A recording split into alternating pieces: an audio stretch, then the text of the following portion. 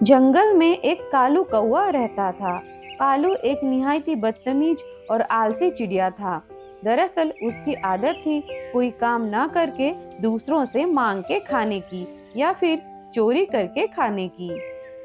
कालू भाई, बारिशों का मौसम शुरू होने वाला है। हमें अपने घोंसलों की मरम्मत का काम शुरू कर देनी चाहिए और दाना भी पहले से ढूंढ के रख लेनी चाहिए ताकि बारिशों के मौसम में हमें बाहर दाना ढूंढने ना जाना पड़े और हम घर पे आराम से रह पाएं। पिछले साल का याद है ना आपको, जब बारिशें शुरू हुई थी तो रुकने का तो नाम ही नहीं ले रही थी। बारिश कंटिन्यू होती ही जा रही थी। तब आपको कितनी दिक्कत हुई थी, आपको सबसे दाना मांगने की नौबत आ गई थी। अच्छा, अब तुम मुझे ताना दे रही हो, इसलिए आई हो यहाँ पे मुझे नीचा दिखाने। नहीं नहीं कालू भाई, मैं तो सिर्फ आपको याद दिलाने आई थी। इन दिनों सभी पक्षी बहुत ही ज्यादा काम कर रहे हैं। कोई घर की मरम्मत कर रहा है तो कोई पहले से दाना चुन के रख दे रहा है ताकि बारिश आने के बाद उनको कोई परेशानी ना हो। मैं तो इसलिए आई थी ताकि मिलके दाना चुनने जा सके। मैं कोई बेवकूफ नहीं हूँ, मुझे भी बारिश के लिए टेंशन है। तुम अकेली ही स्मार्ट नहीं हो इस जंगल में। जाओ, इतना लेक्चर मत सुनाओ, मैं तुम्हारे बातों से पक गया हूँ। अब मुझे आराम करने दो। जब मेरा मन होगा मैं अपना सब काम कर लूंगा। वैसे भी बहुत दिन बचे हैं बारिश के मौसम शुरू होने में। तब टोनी बोलती है, कालू भाई, आप तो गुस्सा ही हो गए। मैं तो आपकी भलाई के लिए ही बोल रही थी। आगे आपकी मर्जी। इस बार बारिश में मेरे घर मत आना कुछ मांगने। ऐसे बोल के टोनी वहाँ से चले जाती है। बड़ी आई मेरा भला चाहने वाली। जब भी थोड़ा आराम करने लगता हूँ आ जाती है मेरा सर खाने और मुझे लेक्चर देने। ये लोग सभी मुझसे जलते हैं, मुझे सब पता है। ऐसे बोल के कालू अपने घोंसले में आराम करने लगता है। ना वो अपने घोंसले की मरम्मत करता है और ना ही वो दाना चुनने जाता है। मीनू चिड़िया टोनी को बोलती है, टोनी बहन, आज कालू कौवा फिर से नहीं आया आपके साथ दाना लेने? नहीं मीनू बहन, मैं गई थी उसको लेने, लेकिन उसने मुझे इतनी सुनाई कि मैं तो शर्मिंदा होके वहाँ से चली आई। तब मीनू बोलती है, टोनी बहन, तुम्हें भी क्या जरूरत है उसके पास जाने की? अगर वो अपने भविष्य की चिंता खुद नहीं करता तो फिर उसकी चिंता हम क्यों करें? मीनू बहन, वो कहाँ से इस बात की शर्म करेगा कि बारिश के दिनों में ना जाए किसी के पास भोजन की भीख मांगने। पिछली बार उसने मुझे खाने के लिए बहुत तंग किया था, इसीलिए मैं उसके पास गई थी ताकि वो भी हमारे साथ आके खुद के लिए कुछ दाना रख लेता। कम से कम खुद के लिए तो कुछ काम कर लेता। टोनी बहन, आगे से तुम कालू से मुंह न लगाना, उसको कोई शर्म है ही नहीं।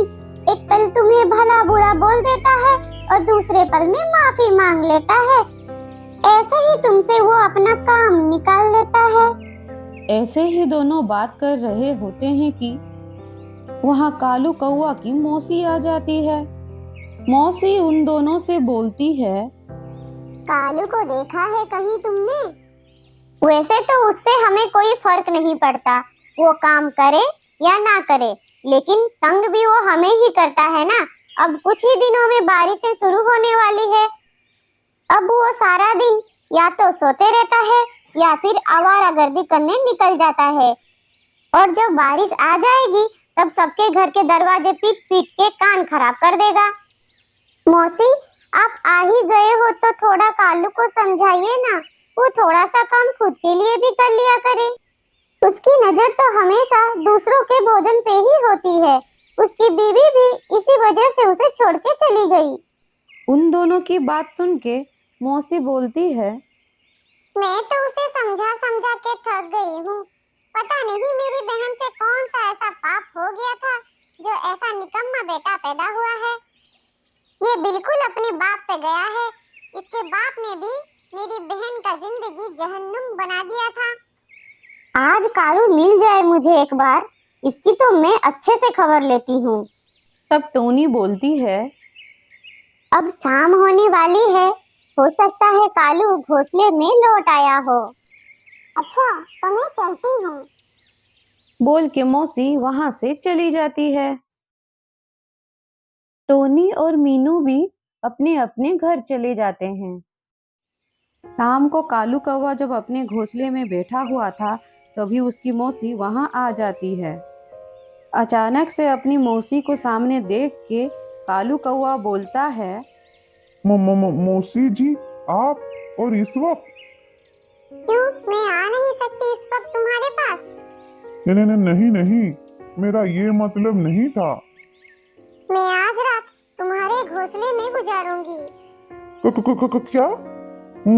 मेरा मतलब है, आपने बहुत अच्छा किया मौसी, जो मुझसे मिलने यहाँ आ गई। मैं तो बहुत दिनों से आपको याद कर रहा था। ये सब बात बाद में करना, पहले मुझे कुछ खाने को दो, बहुत भूख लग रही है मुझे। ऐसी बात सुन के कालू के चेहरे की तो सारे रंग ही उड़ जाते हैं। खाने के लिए तो वो खुद दूसरों पे निर्भर था, अब मौसी को खाना कहाँ से देता। वो तो खुद टुनटुनी चिड़िया के घर से चुरा के खा के आया था।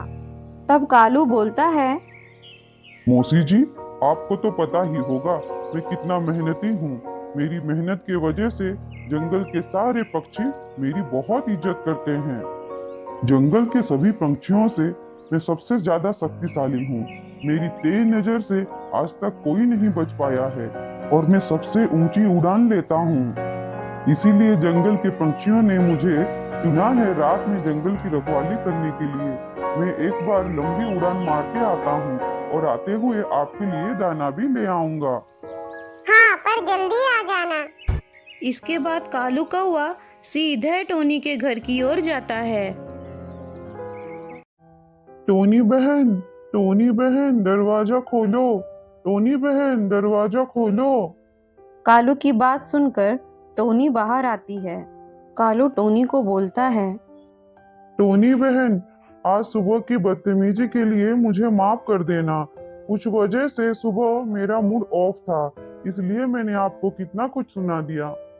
क्या हुआ, क्यों पुकार रहे हो मुझे? क्या काम है मुझसे? वो ना, मुझे कुछ दाना चाहिए था।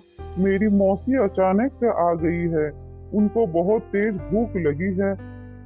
अगर दिन होता तो मैं कुछ न कुछ बंदोबस्त कर देता। अब रात हो गई है, अब मैं कहाँ से बंदोबस्त करूं? इसलिए आप बस आज के दिन मेरी मदद कर दीजिए। मुझे कुछ खाने के लिए दे दीजिए, मैं कल आपको लौटा दूंगा। और कल आप मुझे अपने साथ भोजन चुनने ले जाना, मैं कल जरूर जाऊंगा आपके साथ। तब टोनी मन ही मन सोचती है, अच्छा, तो इसलिए इतना मीठा बन रहे हैं। आज सुबह ही तू तड़ाक से बात कर रहे थे, अब आप पे आ गए। फिर टोनी कालू को दाना लाके दे देती है। तभी वहाँ कालू की मौसी आ जाती है और बोलती है, हो गई तुम्हारी लंबी उड़ान, कर ली जंगल की रखवाली। तब कालू बोलता है, मैं इस रास्ते जा रहा था तो टोनी चिड़िया ने मुझे बुला के आपके लिए कुछ दाना दे दिया। चलिए हम घोंसले में चलते हैं। फिर वो दोनों वहां से चले जाते हैं। घोंसले में आके मौसी बोलती है, कालू, तू कब सुधरेगा? इतना झूठ सफाई से कैसे बोल लेता है? तुम्हें थोड़ी सी शर्म है भी कि नहीं? इतना आलसी होना अच्छी बात नहीं है। मुझे यहाँ आने से पहले ही तुम्हारे बारे में सब पता चल चुका था। मैं बस खुद की आंखों से देखना चाहती थी, जो आज मैंने देख ली। आज मैं पूरी तरह जान गई हूँ कि तू भी अपने बाप की तरह निकम्मा, नालायक और कामचोर है। आज से मैं तुम्हारे साथ अपना रिश्ता काटती हूँ। आज के बाद तुम अपनी शक्ल मुझे कभी मत दिखाना। ऐसे बोल के मौसी गुस्से से वहां से चली जाती है। मौसी के जाने के बाद कालू कौवा सोचता है, ये मौसी भी यहाँ आके मेरा तो पूरा मजा किरकिरा कर दिया। मैं कहाँ आराम करने जा रहा था, मौसी ने यहाँ आके सब गड़बड़ कर दिया।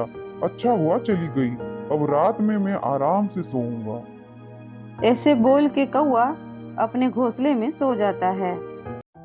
सुबह सुबह टोनी फिर से कालू के पास आती है मिलके भोजन चुनने के लिए। टोनी बोलती है, कालू भाई उठिए, आपने कल कहा था आज मेरे साथ भोजन लाने चलेंगे। कालू टोनी की बात सुन के जग जाता है और बोलता है, ओहो टोनी, तुमने मेरा इतना अच्छा सपना तोड़ दिया। क्या हुआ जो इतनी जोर से चिल्ला रही हो? तब टोनी बोलती है, कल रात आप ही ने बोला था कि आज मेरे साथ भोजन लाने चलेंगे।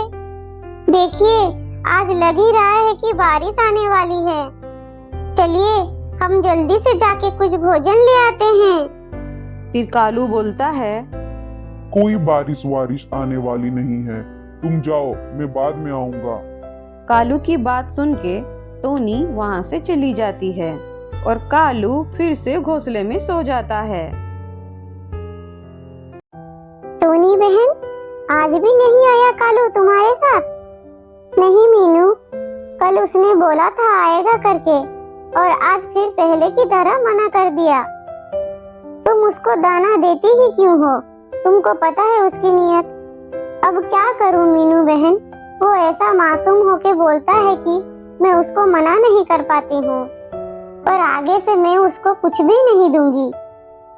तब अचानक से बारिश होने लगती है और दोनों अपने अपने घर चले जाते हैं। इधर कालू का तो पक्का घर नहीं था, इसलिए कालू बारिश में भीग रहा था और ऊपर से कालू को जोरों से भूख लगी हुई थी। तब कालू सोचता है, अरे अब ये बारिश इतनी जल्दी कैसे आ गई? ऐसे बारिश हुई तो मेरे घोंसले में तो पूरा पानी भर जाएगा। मुझे तो बहुत जोरों की भूख भी लग रही है। अब मैं क्या करूं? जाता हूं टोनी चिड़िया के पास, शायद दया करके कुछ खाने को दे दे। फिर से कालू खाना मांगने के लिए टोनी चिड़िया के पास जाता है। टोनी बहन, मेरी थोड़ी मदद करो, दया करके कुछ खाने को दे दो। अभी बारिश में मैं कहाँ जाऊंगा भोजन की तलाश में? मुझे बहुत जोरों की भूख लगी हुई है, मुझे थोड़ा खाना दे दो टोनी बहन।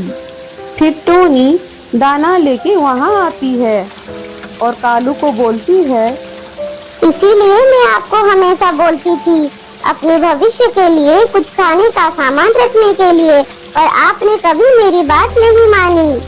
और मुझसे कभी और कुछ उम्मीद मत करना, फिर दाना मांगने मत आना। अभी मैं सोने जा रही हूँ, प्लीज कालू भाई ऐसे बार बार आके मुझे तंग मत करना। ऐसे बोल के टोनी अपने घर में चली जाती है। कालू दाना खा लेता है और अपने घोंसले में लौट आता है। कालू कौवा जब अपने घोंसले में लौट के देखता है कि उसका घोंसला पूरा पानी से भर गया है। इधर बारिश तो थमने का नाम ही नहीं ले रही थी।